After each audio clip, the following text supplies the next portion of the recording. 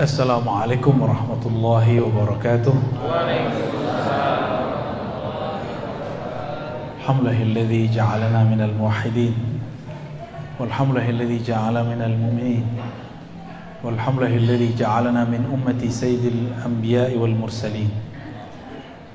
Amma ba'du. Saudara sahabat yang dimuliakan Allah,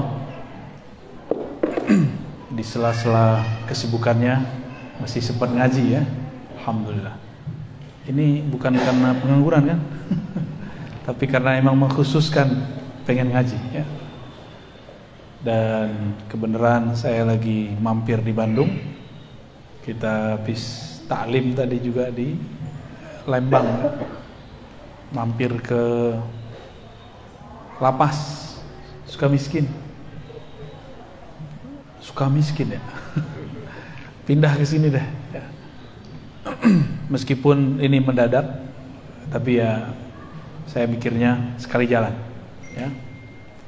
Tema kita agak sedikit menguras akal, tapi akal bakal senang. Jadi jangan pernah katakan akal saya tidak cerdas. Akal kita cerdas, cuma jarang diolah. Temanya apa?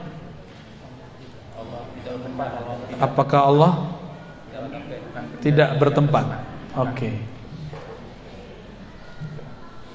Kita nggak usah pakai teori aneh-aneh, pakai Quran, Sunnah aja ya. Quran, Sunnah, Quran, Sunnah. Karena akidah mesti sesuai dengan informasi, dengan yang kita yakini. Allah yang kita yakini menurunkan berita-berita, dan berita itu ada di dalam Al-Quran.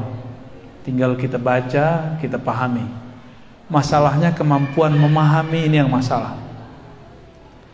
Jadi sebenarnya Qurannya satu, Allahnya Esa satu. Yang banyak itu kepala orang yang baca Qurannya. Orang yang sudah nyantri 7 tahun, 6 tahun dengan yang nyantri setahun, beda nggak hasil bacaannya? Yang dibaca sama Quran, benar ya? Anak S1 tulisannya sama nggak dengan anak S2? Hasilnya beda. Tapi sekarang banyak orang kualitas anak SD ngomentarin doktor, profesor, ya. Kualitas baru hijrah kemarin sore ngomentarin kiai, nginterin ustadz, masyaikh yang sudah puluhan tahun hari-hari bersama Alkitab dan Sunnah. Inilah kemudian menjadi PR kita bersama ya. PR kita bersama ini. Inilah yang membuat masjid-masjid konflik, komplek-komplek tengkar. Karena yang kualitas baru ini dia ngerasa udah besar. Dia ngerasa udah setara masih ustadz. Coba aja lihat antum komentar-komentar di sosial media. Itu kan nggak tahu diri itu. Kalau nggak ngerti baru hijrah, uskut, kul khairan, auliyasmut. Katakan khairan. Khairan itu kata-kata baik yang relevan. Ada baik tapi nggak relevan, nggak cocok. Udah baik harus dikasih yang pasnya. Ini udah nggak ngerti komentar, ya lucu. Saya masih ingat kalam Imam Syafi'i, jika aku berdebat dengan orang pintar pasti dia kalah, tapi kalau berdebat sama orang bodoh pasti aku yang kalah. Jadi kalau udah ketemu gitu, masjid rame Pak di situ. Saya yakin masjid ini salah satunya nih, tercium baunya ya. Nggak bisa dibuat-buat itu. Jamaahnya, personalnya mungkin wallahu alam, saya nggak ngerti. Kan saya nggak pernah nanya dan belum pernah mampir di masjid ini. Itu aura terasa ketika sholat. Saya pernah ke satu wilayah di Cibinong, sholat di situ. Itu masalah kunut doang. Itu orang sholat rame, tapi hatinya nggak nyatu. Kan terasa Pak. Terasa bener. Saya biasa sholat tuh antara merem buka. Sekali itu kunut saya buka mata, bener. Segini nggak ngangkat, sono ngangkat. Tapi dalam batin mereka ada terbersit. Imam nih ahli bid'ah gitu. Jadi nggak nyatu sama imam. Terus ngapain dia sholat di situ? Kita kalau mau bermakmum dengan seseorang, kita serahkan kendaraan sholat ini kepada dia. Mau dia gak kunut, mau dia kunut, itu urusan dia. Sama juga tuh, yang biasa kunut, imamnya gak kunut, berdiri dulu lama-lama. Ya salam, ya sama aja tuh. Sama-sama parah, gak mengerti bagaimana cara berbeda. Apalagi dalam bab akidah. Ya, siap mendengarkan? Ya. Siap, jangan pakai khayal anak-anak, ini pakai akal. Dengan akal tembuskan ke dalam kolbu, nanti baru ringan memahami ini, ya. Mari kita baca surah Al-Fatihah. Al-Fatihah. Bismillahirrahmanirrahim.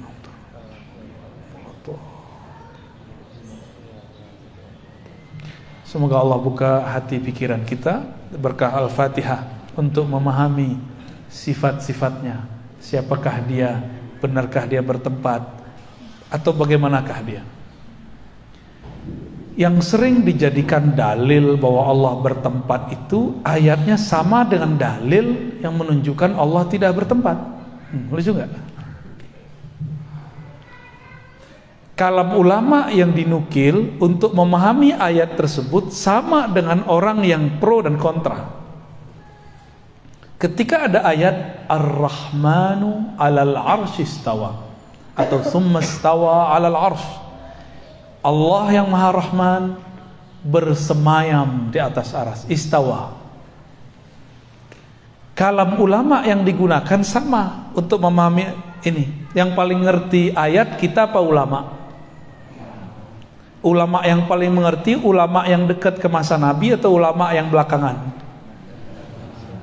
Yang lebih dekat ke Nabi, namanya salaf. Makanya nama salaf ini seksi.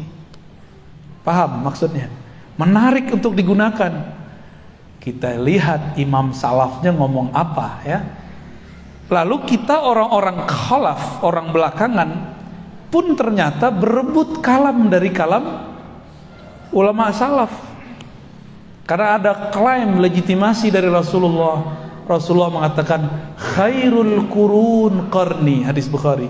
Sebaik-baik abad, abadku, lalu tsummal ladzina yalunahum, tsummal ladzina yalunahum. Lalu setelahnya. Berarti 3 kali kurun.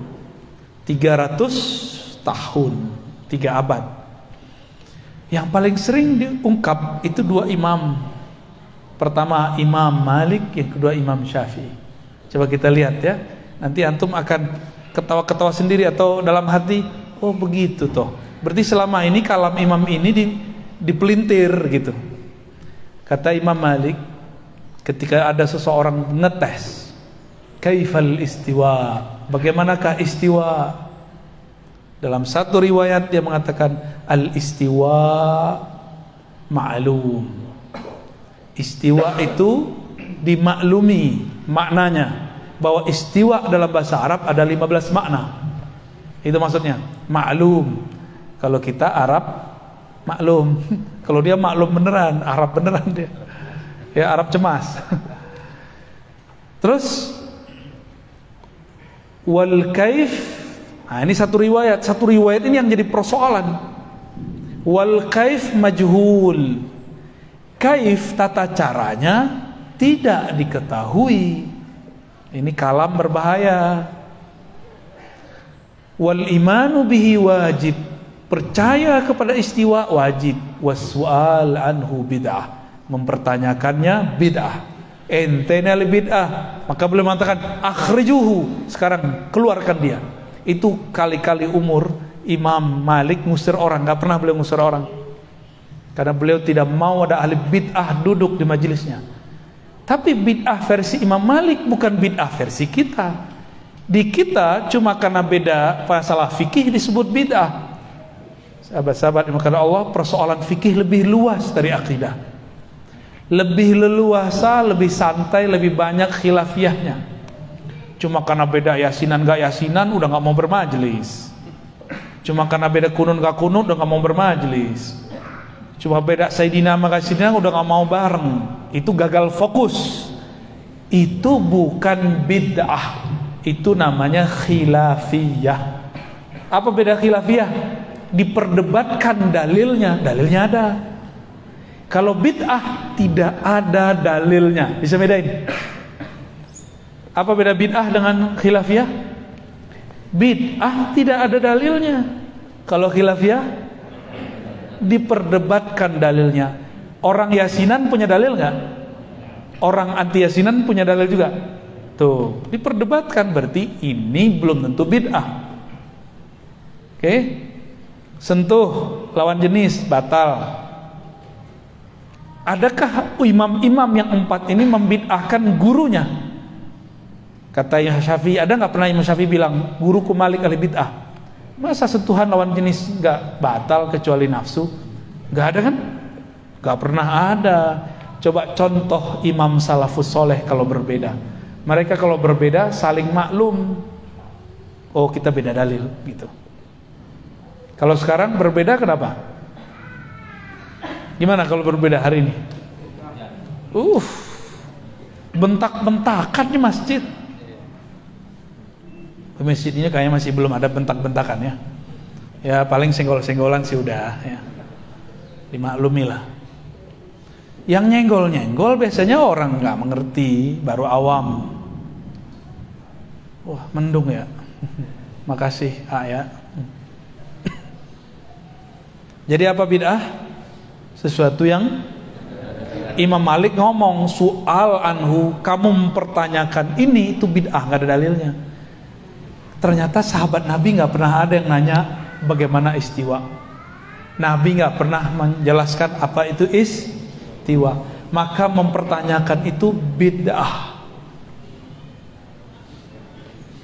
Ini lafaz pertama, tapi ini berbahaya. Tadi ada lafaz wasu'al awal kaif anhu majhul. Tata caranya tidak diketahui. Berarti ada dong. Kalau punya tata cara, berarti Allah ini masih belum sempurna karena masih butuh cara. Maka teks ini kita cek sumbernya di mana? Sumbernya dalam kitab Imam Al-Baihaqi. Judulnya Al-Asma was Sifat. Ada di kitab itu. Tapi dasar orang suka memperkosa teks. Giliran teks ini diambil, penjelasannya nggak diambil. Ini sering banget ini. Contoh lain, Imam Syafi'i mengkritisi tasawuf. Teksnya diambil, penjelasannya nggak diambil. Sering begitu. Imam Syafi'i menghukumi ahli kalam, tapi penjelasannya nggak diambil. Jadi mengkhianati kitab. Kalau orang bisa baca kitab kan tahu yang nukil ini pengkhianat. Pengkhianat Imam Syafi'i, pengkhianat Imam Malik. Ya. Imam Syafi'i nggak maksud begitu, dia arahkan begitu. Ternyata ada riwayat kedua. Imam Malik ditanya mengenai bid'ah, mengenai istiwa. Bagaimana Allah bersemayam itu gimana? Lalu beliau mengatakan al-istiwa ma'lum. Istiwa itu diketahui adanya. Wal kaif anhu marfu. Dan Allah maha suci dari kaif, bagaimana. Di atas, di bawah, di arah atas atau di arah mana, bersentuhan atau tidak. Coba kalau duduk bersemayam itu duduk artinya. Kalau duduk nempel nggak? Ada nggak orang duduk nggak nempel? Nempel ya. Ada seorang tokoh di masa salaf, tapi akidahnya bukan akidah salaf.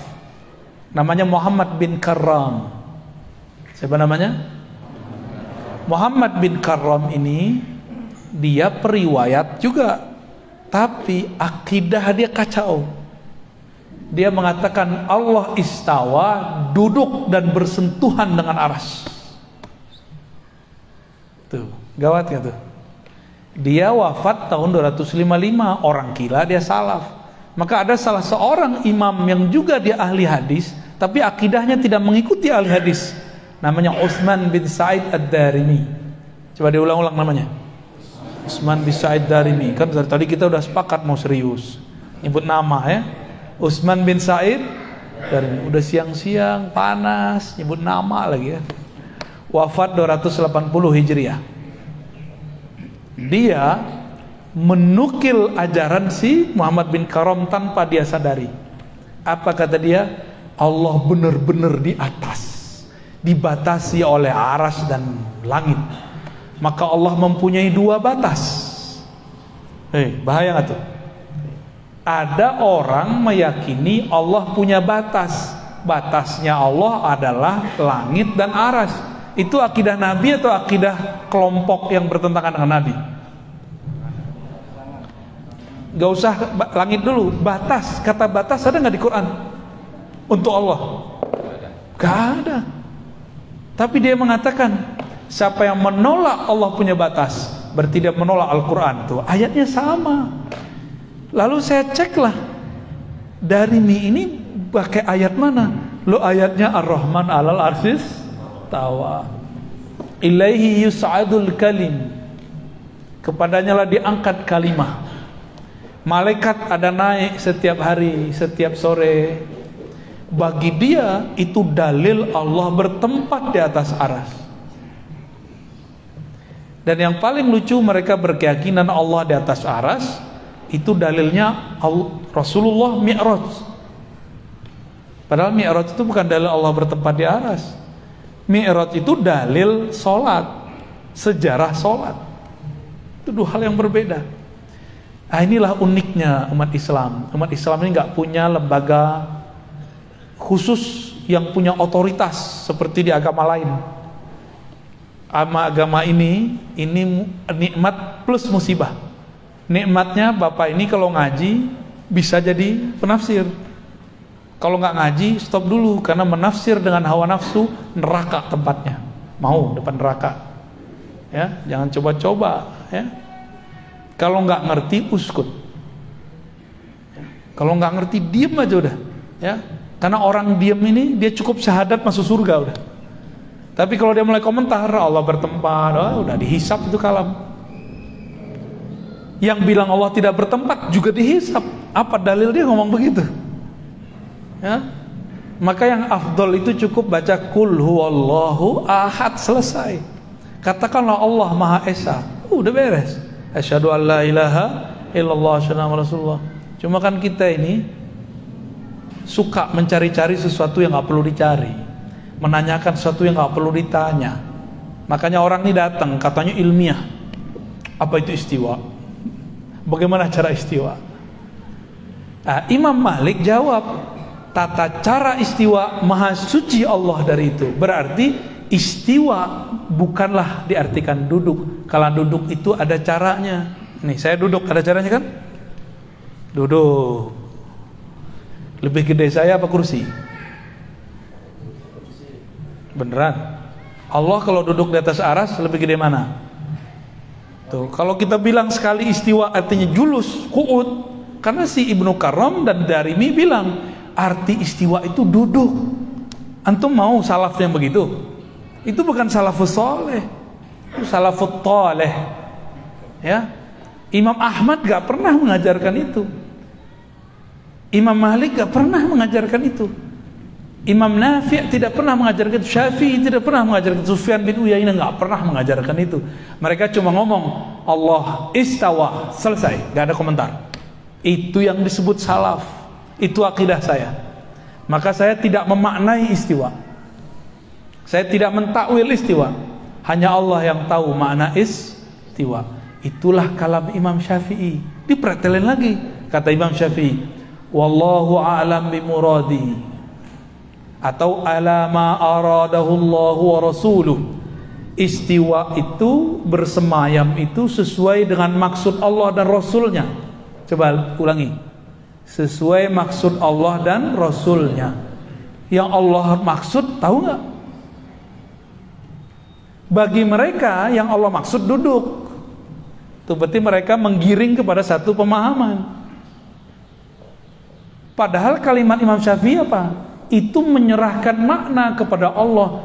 Maksud Imam Syafi'i, cukuplah Allah yang tahu, kamu nggak usah cari tahu. Tapi oleh mereka teks itu digiring, diperkosa, dipretelin. No, Imam Syafi'i meyakini Allah istawa, karena itulah maksud Allah dan Rasulnya. Dia pretelin enak amat ya. Ada yang tahu maksudnya? Gak ada yang tahu. Oke. Titik dulu ya. Allahumma sholli ala sayyidina Muhammad. Udah mulai ngebul nih ya. Uban nambah nih abis ini nih. Oke, kita stop dulu itu. Saya sekarang mundur ke kajian dasar. Ini dasar. Ini dasar kalau ngaji ilmu akidah. Kita kalau belajar sifat Allah, sifat pertama apa? Wujud. Bener? Apa arti wujud? Ada. Kita ada nggak? Ini ada. Kursi. Udara ada. Bisa lihat udara nggak? Ruhnya ada nggak? Ada cinta nggak di hati? Kelihatan nggak? Ada benci nggak dalam pikiran? Ada. Suka benci sih ya. Kelihatan nggak? Kalau lagi sedih nangis, bener. Ini teteh-teteh, mbak-mbak, ibu-ibu, kalau akad nikah nangis nggak? Sedih atau bahagia? Sedih apa bahagia? Sedih ya? Masa sedih orang nikah? Bahagia ya? Kecuali cerita dangdut ya, cerita balada cinta. Bener, orang bahagia bisa nangis, orang sedih nangis. Terus air mata itu tanda apa?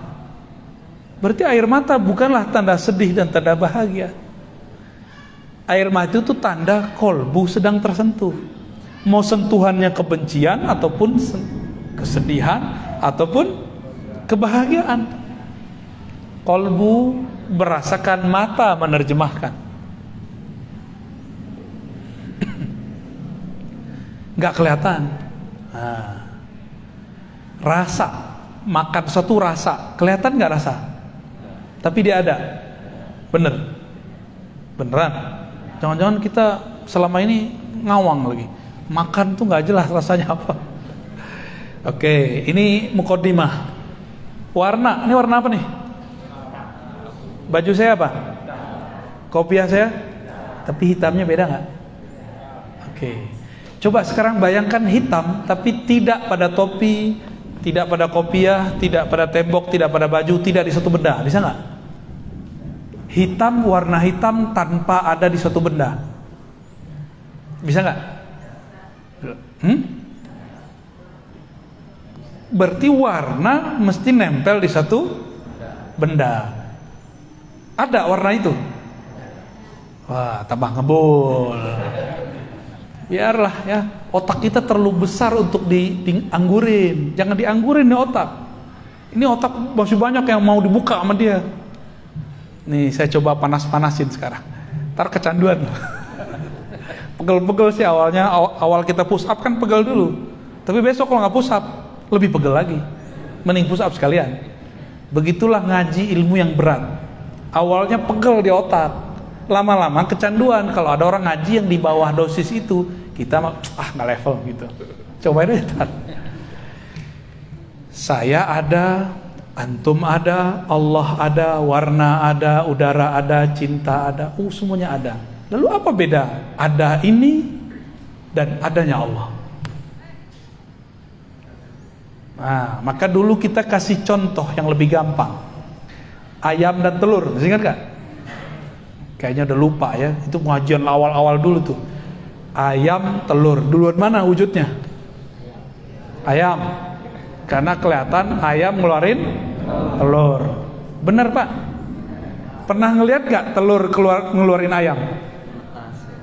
Ya, dulu waktu saya masih kecil saya punya ternak ayam tuh. Itu dari telur keluar ayam. Tuh beda mazhab kita. Jadi duluan mana? Ayam atau telur? Wujudnya telur. Ya salam. Terus yang ngelihat ayam mengeluarkan telur gimana nasibnya? Ini kan ayat-ayat Allah semua. Jadi ayat itu yang tertulis, kita lihat keluar, ada yang tidak tertulis. Tapi dia mengalir di alam dan dia bergerak, berputar terus. Seperti kita khataman Quran kan muter-muter terus. Si telur protes. Gua duluan. Itu ayam keluar dari gua tuh. Kata si ayam, kamu kan keluar dariku. Ini namanya muter-muter. ya, disebut debat kusir. Bahasa Arabnya daurun. Daur, muter aja. Kalau perdebatan tadi tidak dibedah dengan ilmu ini, maka orang akan muter terus. Yaudah, suka-suka saya, sukamu, suka-suka kamu. Gak bisa begitu, harus dilerai ini orang tengkar. Masalah Allah, masalah wujud, ya. Allah wujud, benar. Kita wujud, ini namanya wujud apa? Benda. Bahasa Arabnya jisim, jasmani. Jasmani bahasa Indonesia itu benda begini. Tapi dalam bahasa Arab jisim semua benda, baik benda kasar, halus ataupun molekul-molekulnya tidak bisa dilihat oleh mata.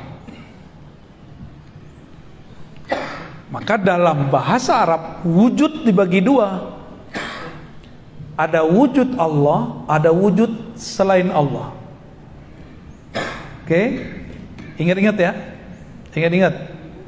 Kalau nggak antar nggak naik kelas. Wujud selain Allah itu dibagi dua lagi. Ada wujud benda kasar, ada wujud benda halus. Ada yang nambahin satu lagi, namanya wujud sifat, wujud karakter. Warna, penyakit, cinta, benci, senang, susah, itu namanya karakter, sifat.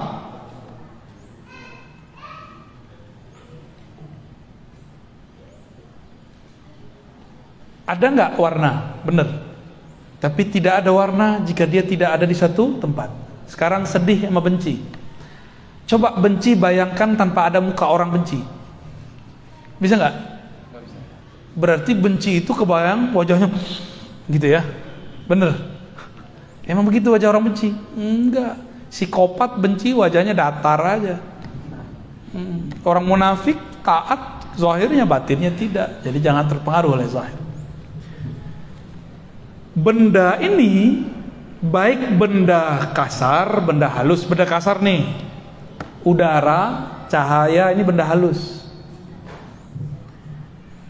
Benda punya karakter wajib, yaitu bertempat. Nah, coba diingat-ingat.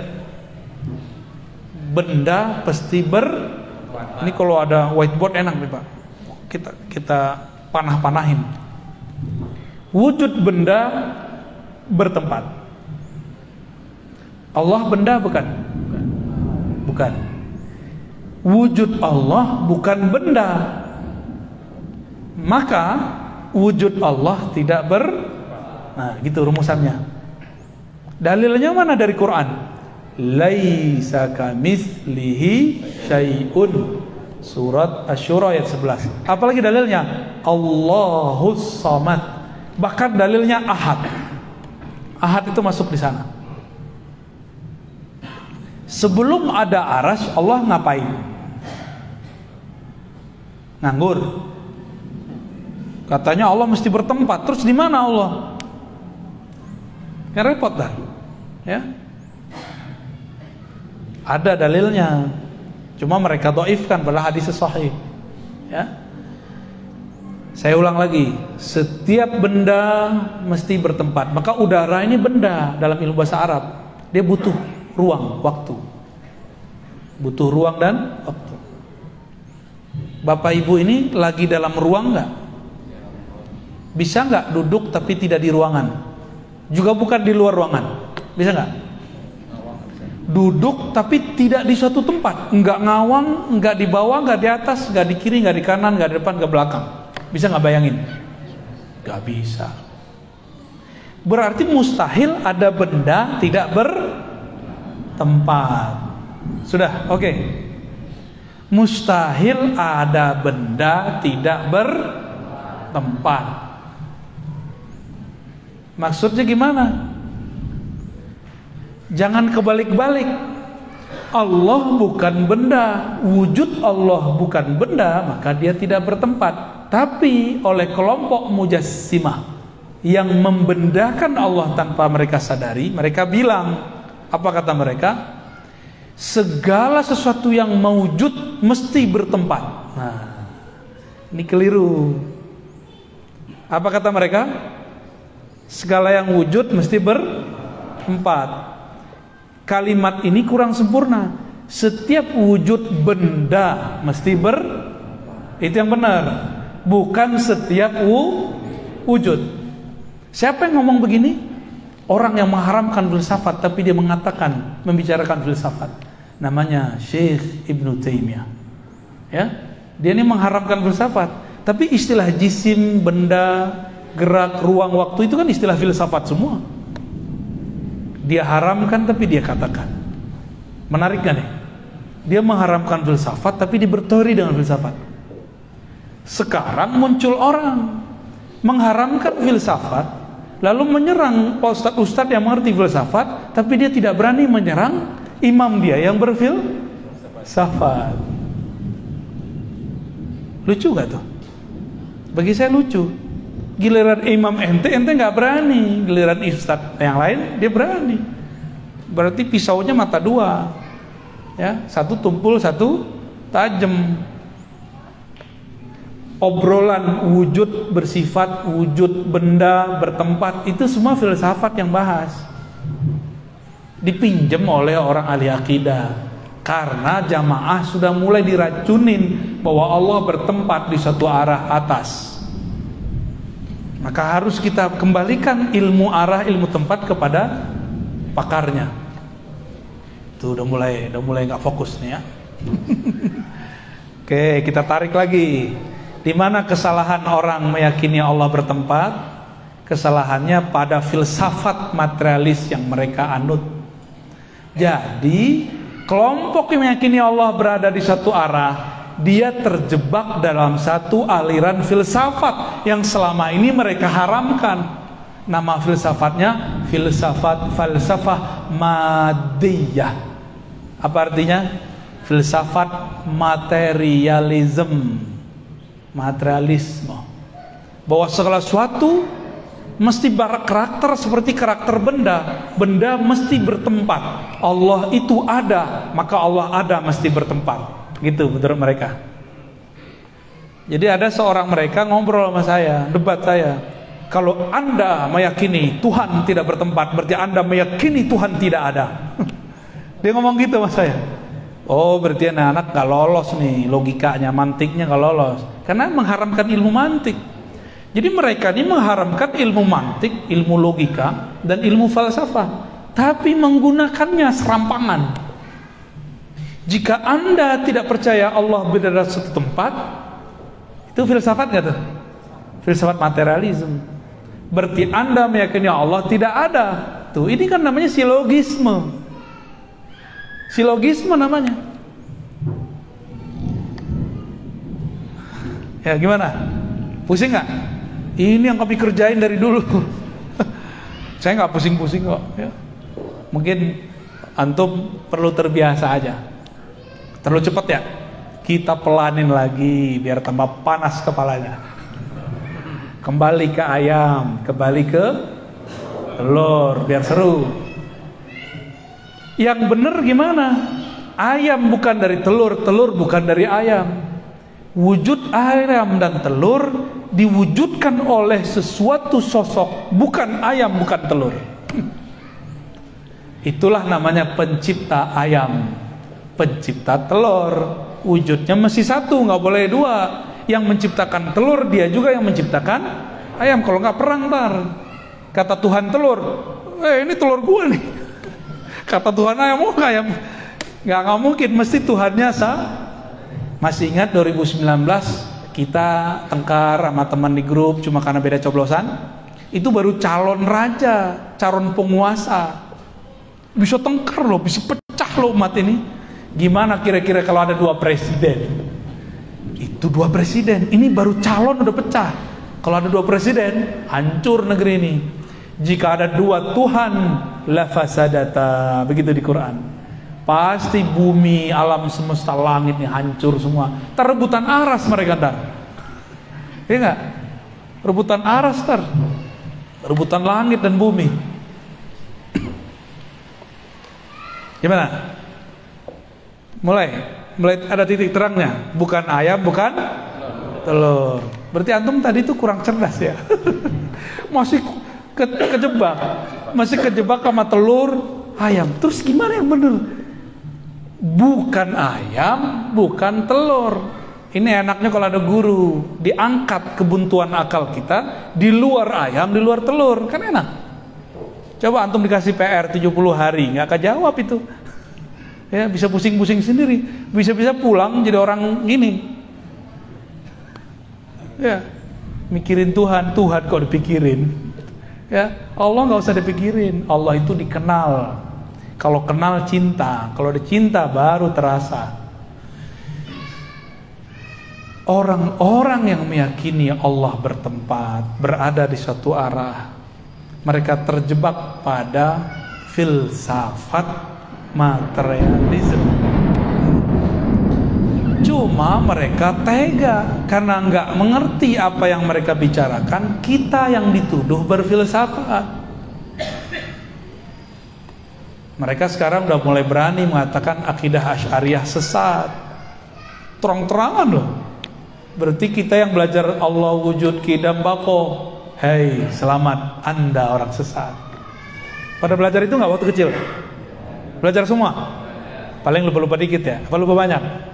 Berarti semuanya sesat. Hei orang sesat, mau nggak antum dibilang sesat? Mau nggak ulama dulu yang bawa Islam ke sini disebut sesat? Kiai-kiai kita dibilang sesat. Mau nggak? Ridho nggak? Mereka pendatang baru berani-berani bilang kita sesat. Loh kok Ustadz berani begitu? Loh mereka berani sama kita, masa kita nggak berani? Jangan pengecut ya. Intan surullah yansurkum. Jika kamu bantu Allah, Allah bantu kamu. Hilangkan keberanianmu dalam takutmu kepada Allah. Allah buat kamu seberani-beraninya orang. Ya, tapi jangan konyol juga ya. Ya pakai ilmu lah, jangan pakai emosi, pakai akal, kolbu. Itulah dalil yang kuat. Al-Quran itu kan turunnya ke kolbu, maka orang baca Quran tidak dengan kolbu, dia akan kemana-mana nggak jelas. Oke, balik lagi ya. Tarik ulur. Bumi, langit ini bagian dari benda. Aras pun benda. Aras itu benda, Pak. Mana dalilnya? Akhir surat At-Taubah. Wa huwa rabbul arsyil azim. Dialah Rabb pencipta aras yang besar ukurannya, mencakup langit dan bumi. Rabbu artinya pencipta.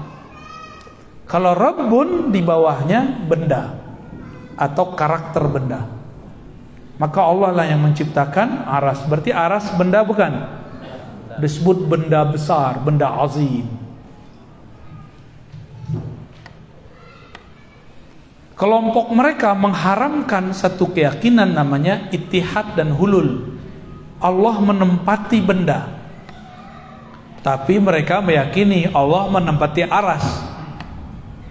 Main-main gak tuh namanya?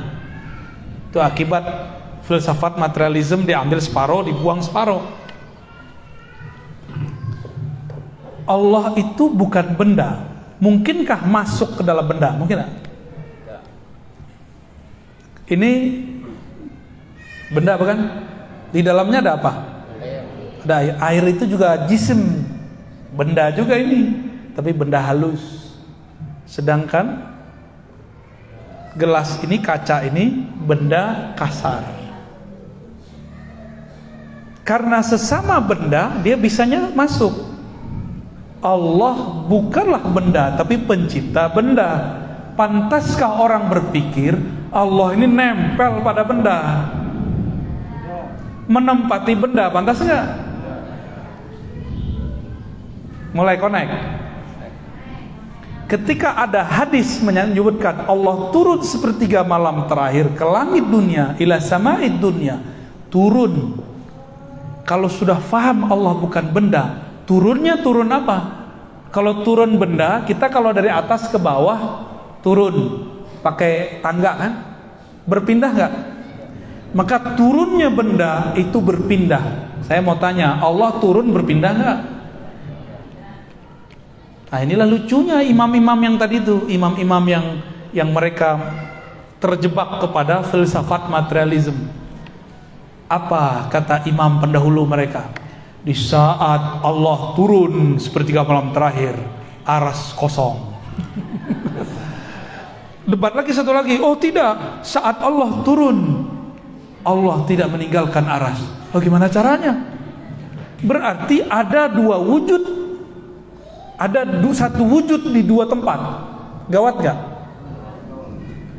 Antum ada di dua tempat di waktu yang bersamaan. Masuk akal gak? Afala taqilun. Apakah kamu tidak pakai akal yang sehat? Berdebat, dikira ini debat fikih kali ya. Ini bukan bab fikih, nggak boleh khilafiyah di bab ini. Tapi mereka meletakkan perkara akidah di bab fikih. Maka mereka sedang mempermainkan Allah Subhanahu wa taala dengan pemahaman yang rendah itu. Lalu datanglah imamnya belakangan, betul, menggabungkan dua pendapat itu, dan dia pakai pendapat yang kedua. Allah berpindah dari atas ke bawah, hakiki zatnya yang pindah. Tuh lebih parah lagi ada kalimat zatnya. Zatnya Allah pindah dari aras ke langit dunia tanpa mengosongkan aras. Ambigu nggak? Jadi ambigu. Ternyata mazhab dia filsafat ambiguism. Apa itu? Dia ngomong Allah itu bukan jisim, tapi Allah itu tidak disebut jisim, juga tidak disebut tidak jisim. Pusing nggak antum? Anda ulangin. Allah bukanlah jisim, tapi juga bukan tidak jisim. Tuh, maksudnya apa? Tidak jisim, tapi juga bukan tidak jisim. Maksudnya apa tuh? Berarti Allah ini sosok yang lain. Jadi ternyata ini imam namanya Ibnu Taimiyah mentok dia. Allah jisim. Kalau jisim pindah-pindah. Tapi kan kalau Allah pindah aras sama siapa? Kalau berpindah dia jisim kosong. Oh berarti Allah itu bukanlah jisim, tapi juga bukan tidak jisim. Digabunglah itu. Namanya jam'u bainal mutataddain, menggabungkan dua hal yang kontradiksi. Itu adalah puncak kekacauan filsafat. Berarti dia berfilsafat ya? Itulah yang jadi akidah yang antum selama ini galaukan. Masih mau ikut akidah begitu? Akidah yang mengambil filsafat materialism tapi membatalkan materialism. Buat lagi jisim tapi bukan jisim.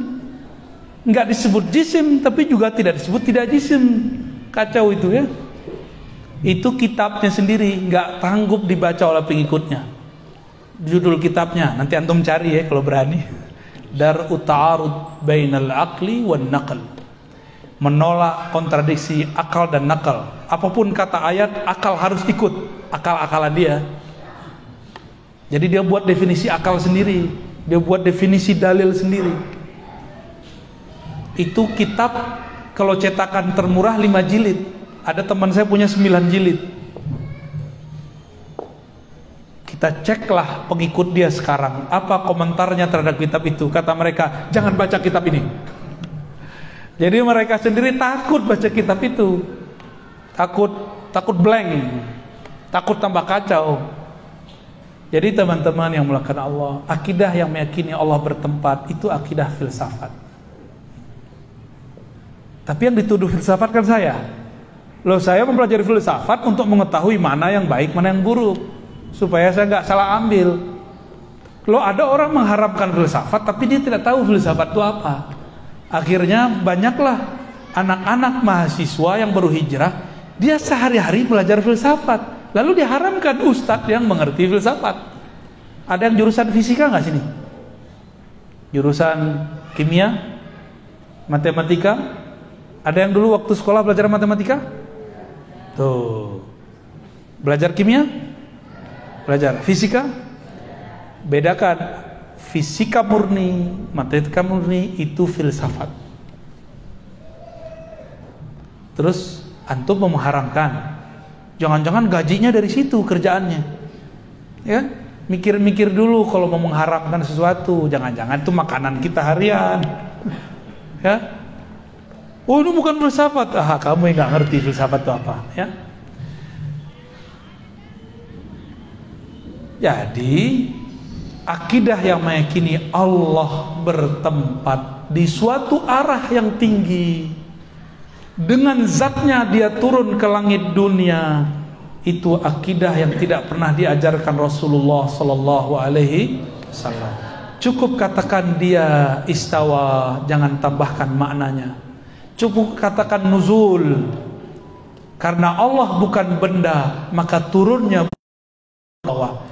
Cukup katakan istawa, jangan katakan dengan zatnya. Istawa bermakna duduk. Jika Allah bukan benda, maka istawanya bukan duduk. Jadi kesimpulan kajian kita siang ini, cukup katakan Allah laisa kamitslihi syai'. Selesai.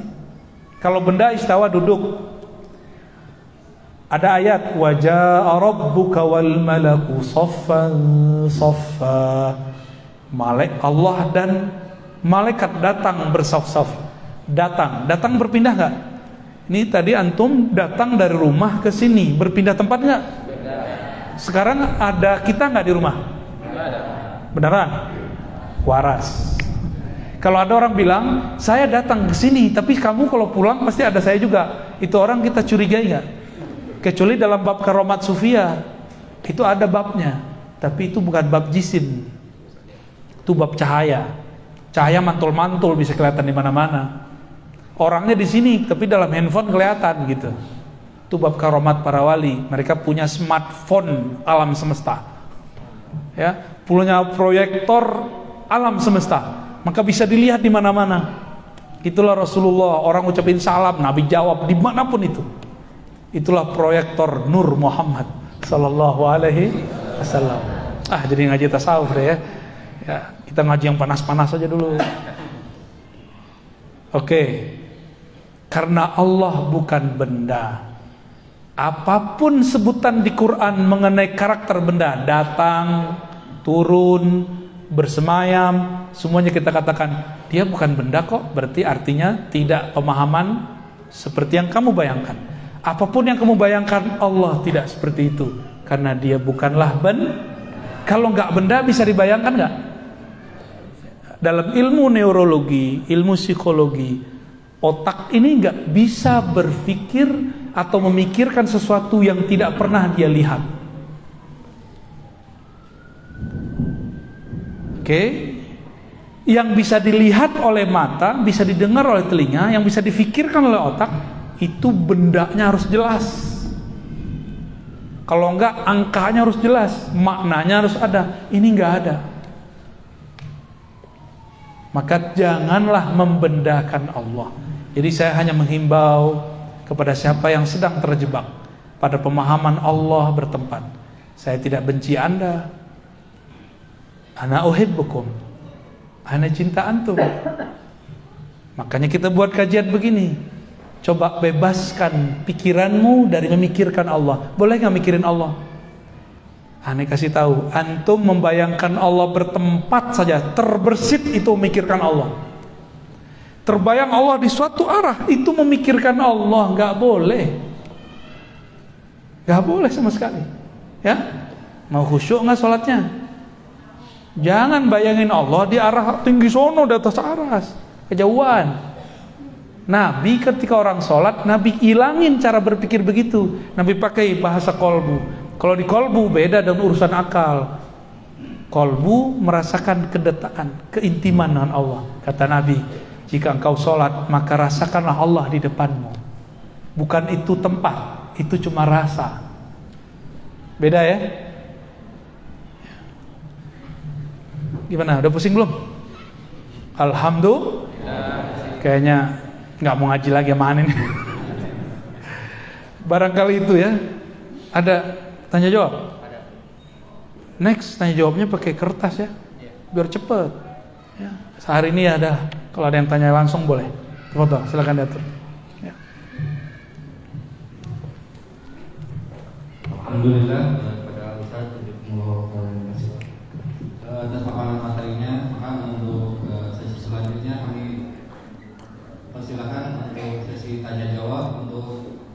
sementara waktu kita batasi dulu.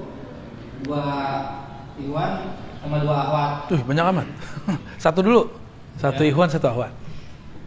Ya silakan yang mau bertanya. Itu ada 1. Ada. Silakan maju aja. Itu ada tuh.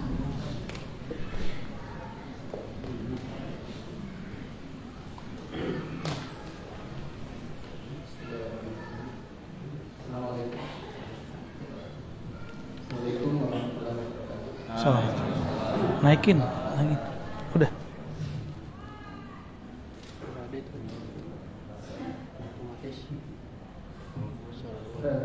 Iya ya. Memang volumenya kecil. Dan mau tanya itu perihal tentang bukan juga ngaji dari kecil tuh dulu masih ngaji tentang sifat 20 wajib bagi Allah. Sifat yang mustahil bagi Allah. Tapi memang dalam perkembangannya jarang juga mendengar sekarang itu anak-anak itu belajar itu karena dianggap gimana ya? Karena sekarang sudah cenderung menjadi sebuah pelajaran yang simpel karena dianggap cuma sekedar puji-pujian gitu kan. Terus mungkin yang anak tanyakan itu karena anak juga ikut kajian belajar kadang-kadang kita itu untuk memahami Allah cuma sebatas yang itu yang di dalam surat An-Nas yang tentang rububiyah, tentang ilahiyah sama mulkiyah. Itu kan lebih simpel gitu cara kita memahami Allah. Ana ingin tahu gimana penjelasan rububiyah perihal ini. Ya, baik. Kalau yang 3 itu kalau saya dari Ibnu Taimiyah ya, Bang. Betul, ya. Baik. Assalamualaikum. Mulkiyah bukan dari Ibnu Taimiyah ya, Mulkiyah dari Said Qutb. Beda. Belajar akidah itu bukan karena simpel atau tidak simpelnya, garis bawahi. Belajar akidah itu wajib bagi orang yang sudah terpapar teori-teori tentang Tuhan, baik aliran-aliran akidah A atau B. Kalau belum, cukup syahadat beres. Maka orang-orang yang nggak mau debat, nggak usah debat, cukup syahadat aja. Ya. Lalu kenapa muncul sejarah pakai belajar sifat 20? Sifat 20 itu sedang menjelaskan rukun iman pertama, percaya kepada Allah. Yang ringkes itu belajar tentang Allah bukan rububiyah, uluhiyah, asma wa sifat, tapi pakai rukun iman, percaya kepada Allah, terus malaikat, kitab suci, rasul, hari kiamat, takdir. Itu yang disebut simple. Cuma tadi saya sudah kisahkan, kitab ini dibaca oleh yang bukan ahlinya, lalu mereka berfatwa, muncullah pemahaman tempat berarah. Lalu ada yang mencoba menyederhanakan sifat 20. Bukan menyederhanakan, itu membatalkan. Ibnu Taimiyah kan membatalkan sifat 20. Maka pengikutnya sekarang membatalkan belajar sifat 20. Ini jadi problem. Kalau ente mau buat aja sendiri, tapi jangan batal. Berarti Nabi ini membagi tauhid jadi 3. Antum ketemu nggak di hadis Nabi bagi tauhid jadi 3? Ketemu nggak? Ada nggak pembagian tauhid jadi 3 di hadis? Nabi bersabda, At-tauhid salas. Tauhid itu 3. Al-awwal uluhiyah, al-thani rububiyah, al-thalis al-asma wa sifat. Ada nggak hadis begitu? Faman jahada ihdaha, gitulah, faqad kafar wa lam yakun minni wa man ankaraha falaysa minni. Ada nggak? Siapa yang ingkar kepada 3 tauhid ini bukan bagian dariku. Ada nggak hadis begitu? Coba sekarang naikin ke Quran. Ada nggak di Quran pembagian tauhid? Oh, itu tuh surat An-Nas. Itu bukan pembagian tauhid. Itu masuk ke asma wa sifat. Qul a'udzu birabbin nas. Allah itu disebut Rabbin nas, asma, nama. Terus Malikin nas, itu nama juga.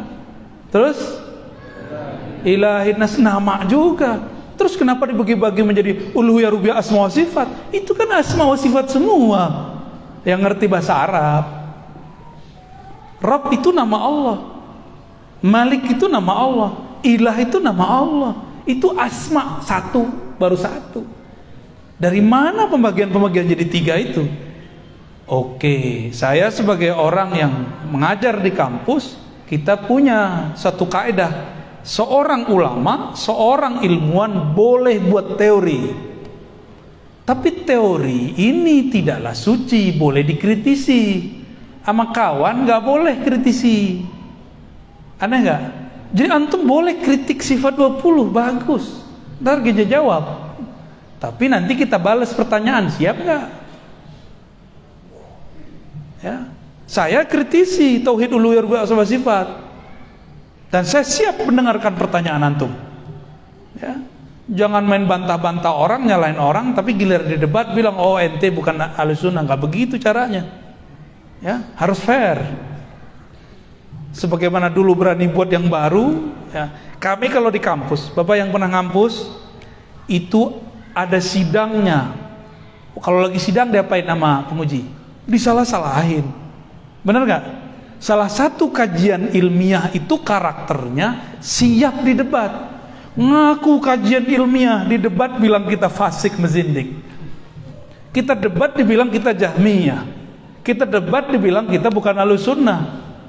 Ini klaim gak benar. Ilmiah itu bukan hadis riwayat fulan nomor sekian. Itu bukan ilmiah. Itu namanya nukil data. Ilmiah itu ada metodologinya, ada pendekatannya, ada teorinya. Berkata Syekhul Islam Ibnu Taimiyah, itu namanya nukil, bro, copy paste namanya. Ya, menukil bukanlah ilmiah. Nukil itu justru musuhnya ilmiah. Kita buat skripsi, nukil dari skripsi orang tanpa kemudian ada tambahan. Namanya apa? Plagiat, walaupun nyebutin sumbernya. Orang selevel anak S1 aja ngerti. Loh kok anak S1, S2 ada yang terjebak akidah begini coba. Berarti dilupa dengan kaidah ilmiah yang dia bangun selama ini. Kok ada anak kampus yang sudah mengerti kaidah ilmiah, lalu dia nggak mengerti persoalan ini, malah mengkultuskan akidah ini. Kan lucu, akidah kita boleh dikritik, akidah dia nggak boleh dikritik. Berarti dia mengkultuskan siapa? Pemahaman kita boleh dibatalkan, pemahaman dia nggak boleh dibatalkan. Para ustadz kan nggak mau balesin, ya. Kita juga akhirnya yang balesin. Panaslah kepala antum kan. Jadi pembagian itu nggak ada kan? Itu pembagian baru dibuat dan Allah tidak membagi. Bagi kami yang belajar tauhid, ada kitab setebal ini, Al Asma wa Sifat. Itu bagian dari Asma wa Sifat. Tapi dalam ilmu tasawuf ada pembahasan uluhiyah rububiyah, ada. Tapi pembahasannya enggak garing. Pembahasannya bikin kita rindu kepada Allah. Bukan saling benci-benci jadinya kalau pembahasan tasawuf. Masalahnya kan sebagian besar antum membid'ahkan tasawuf.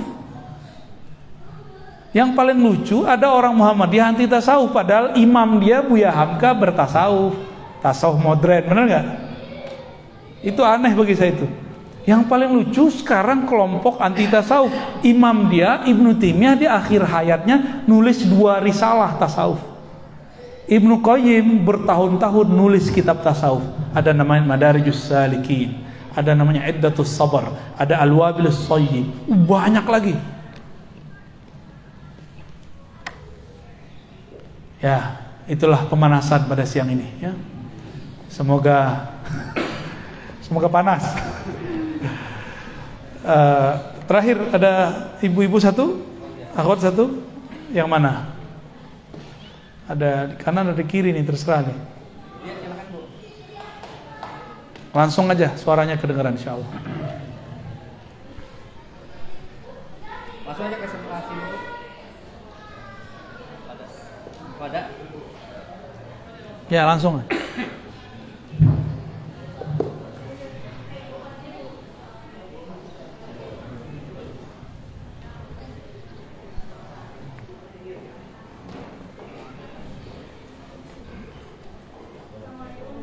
Assalamualaikum. Oke, di luar tema. Baik.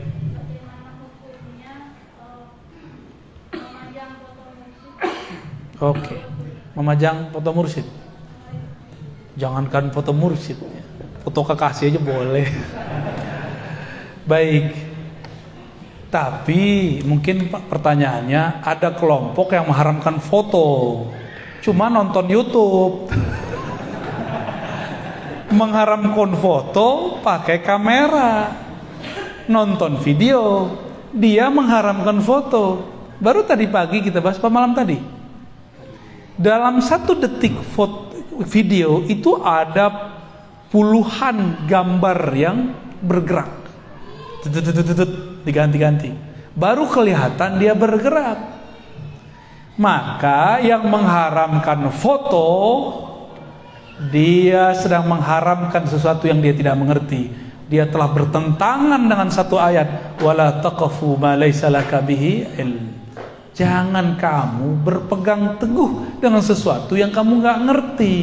Jangan berfatwa untuk sesuatu yang kamu tidak paham. Itu kan gambar. Lu gambar beda sama foto. Di hadisnya larangan buat gambar. Tunggu dulu. Di dalam hadis ada penjelasan tentang gambar. Gambar bahasa Arabnya surah. Ternyata surah ada satu hadis di riwayat Nasai, suratun timsal. Surah timsal itu artinya patung yang disembah. Maka ulama kita yang mengerti dan bijak membolehkan untuk sarana pendidikan anak-anak buat gambar. Yang lucu itu ada fatwa, walaupun fatwa ulama terdahulu bagi saya lucu dan dipakai sekarang. Kalau gambar tumbuhan boleh, binatang nggak boleh. Kenapa? Tumbuhan nggak ada ruhnya. Lah emang tumbuhan nggak ada ruhnya? Tahu dari mana antum? Hah? Sembarangan ngomong. Di tumbuhan itu ada ruh, namanya ar-ruh an-nabati. Di hewan ada ruh, namanya ar-ruh al-hayawani. Di diri kita lengkap ada ar-ruh an-nabati, ada ar-ruh al-hayawani, ada satu lagi yang menjadi asrar rahasia Allah, namanya ar-ruh al-qudusi atau ar-ruh an-nafsani. Sama, ruh hakikat jiwa. Di dalam jiwa itu ada inti, itu namanya ruh. Itulah yang membedakan kita dengan pohon. Dalil saya apa? Ada dalilnya banyak. Sabbaha lillahi ma fis samawati wa ma fil. Yang ngerti bahasa Arab, ma dalam bahasa Arab li ghairil aqir. Yang benar pohon itu bukan gak punya ruh. Pohon itu gak punya akal. Ruhnya ada. Hewan aja gak punya akal kok. Cuma disebut ada akal insting. Nabi ketika bersandar di satu pohon, bukan pohon, kayu, lalu dibuatin mihrab, mimbar. Nabi kemudian meninggalkan itu kayu. Nangis nggak kayunya? Hanna hanina. Begitu di hadisnya. Itu kayu nangis, Pak. Kalau nggak ada ruh di dalamnya, mungkin nggak dia nangis. Jadi ciri-ciri ini kayu udah mulai nggak ada ruhnya, itu dia lapuk. Ini masih tahan gak nih? Ada ruh Pak di sini, ruh nabati. Ya, cuma dia lagi stagnan, nggak tumbuh. Ya, antum masih tumbuh nggak? Yang ada maju, melar. Ya, nasyahnya sudah nggak ada, yang ada melarnya. Oke, bener ya? Tuh perutnya, pegang aja perut sendiri. Jadi alam ini ada ruhnya. Maka menggambar pohon, menggambar hewan, menggambar manusia bagi saya sama, ada ruhnya. Yang nggak boleh itu timsal yu'bad. Dia ada bentuknya, ada ukirannya. Bahkan foto biasa disembah aja nggak boleh. Dia nggak ukiran, dia nggak patung, disembah nggak boleh. Oke? Baik. Kalau nyimpan foto istri boleh nggak? Udah. Boleh. Boleh. Syirik loh. Syirik loh. Kaget. Itu punya foto akhwat nggak? Nggak ada. Istri orang nggak boleh. Hah? Istri orang nggak boleh ya? Nggak boleh. Istri mantan orang. Beneran nanti nggak nyimpen? Wah, soleh bener. Godul basor sampai ke dompet-dompetnya coba. Nonton boleh nggak? Nonton berita itu ada fotonya nggak? Ada gambar bergerak nggak? Disembah nggak? Ya nggak apa-apa. Ayo yang waras, ya. Ayo yang dalilnya mana? Afalata. Inna fi dzalika laayatin liqaumin yatafakkaru. Ini dalilnya semua dulu kita mikir, jangan mandek. Cukuplah pohon-pohon ini yang mandek, kita nggak usah mandek. Ya, Nabi ketemu Arab Badui. Nabi nanya, karena dia nggak beriman sama Nabi, kamu beriman nggak kepada aku jika aku panggil itu pohon dia datang ke sini? Cobain aja, kata si Arab Badui, ngejek dia ya. Nabi bilang, wahai pohon kurma, kemarilah. Itu pohon membelah tanah dan dia bergerak. Itu si Badui langsung udah beneran ini. Nabi coba antum panggil deh pohon, datang nggak di sini? Lo kenapa nggak bisa datang? Karena nggak tahu nama ruhnya. Itu pohon ada ruhnya. Kenal kita sama ruhnya bisa dipanggil. Itulah mukjizat para nabi. Jika pada wali disebut karamah. Kemurahan Allah itu arti karamah. Karamah itu bukan kesaktian, kemurahan Allah. Kalau Allah nggak pemurah nggak dikasih yang begituan. Gimana? Ya? Terjawab. Boleh nggak pajang foto? Kan itu pertanyaannya. Berarti udah terjawab ya? Boleh, tapi jangan dikultuskan. Ya? Ntar lakinya iri lagi ya. Maka suami istri harus mengerti ilmunya kalau bisa sama, sehingga kalau suaminya atau istrinya majang foto gurunya nggak ada kecemburuan. Apalagi mencium-cium foto kan gawat. Foto gua aja lu gak cium ya. Tinggal dijawab kalau suami digituin ya, atau istri gitu ngomongnya. Wah, jangankan foto, yang ada di dalam foto itu aku cium. Ya. Jadi nggak usah cemburu sama foto. Dulu ada seorang syekh mursyid tariqah namanya Qadirun Yahya. Dia membolehkan muridnya melihat foto dia sebelum zikir. Karena kalau ngeliat foto langsung ingat lagi talqin zikir. Tapi biasalah orang suuzon dikira nyembah guru. Nah, hidup itu jangan pakai suuzon, apalagi beragama. Iyyakum wazzan fa inna dhanna akdzabal hadis. Jauh-jauhlah berprasangka, karena itu sebohong-bohong kata-kata dan aktivitas. Ya, kita nggak suuzon juga ke kelompok sebelah. Ya, yang banyak kan mereka suuzon sama kita. Kita maulidan dibilang kita menyerupai Nasrani. Ya, kita baca Sayyidina dibilang kita nyembah. Kita menjelaskan, ini hak kita menjelaskan bahwa kami bukan menyembah selain Allah. Kami tawasul tidak menyekutukan Allah. Kami maulid bukan menyamai, menyerupai kelompok agama sebelah. Kita punya agama sendiri. Ya, sudah 1:30. Habis ini saya mau jalan lagi ke Al-Maksum, Universitas Al-Maksum. Kita ada kajian di sana. Ya, sekarang katanya sudah boleh ikut.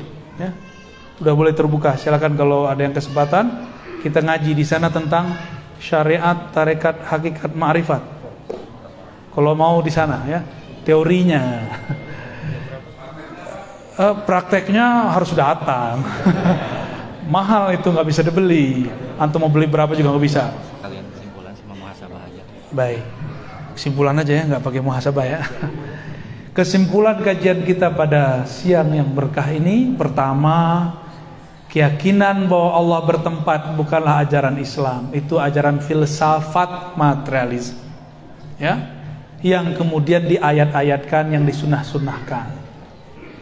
Yang kedua, ajaran Ahlus Sunnah, ajaran yang dibawa Rasulullah, cukup katakan istawa, cukup katakan nuzul, cukup katakan semua yang antum mau katakan, tapi yakini Allah bukan benda.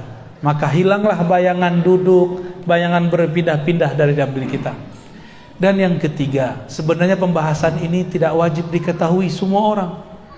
Namun karena kerusakan akidah sudah berkembang, Kerusakannya sekarang adalah berkembangnya keyakinan yang mendoktrinkan umat Allah bertempat. Barulah kita buka suara. Dulu mana ada saya bahas-bahas begini. Bagi saya ini pembahasan orang pesantren. Tapi umat sudah diracuni. Maka kajian pesantren kita bawa keluar. Kajian Al-Azhar kita bawa keluar. Kajian ulama Hadramaut kita bawa ke sini. Kajian ulama di Surabaya kita bawa ke sini.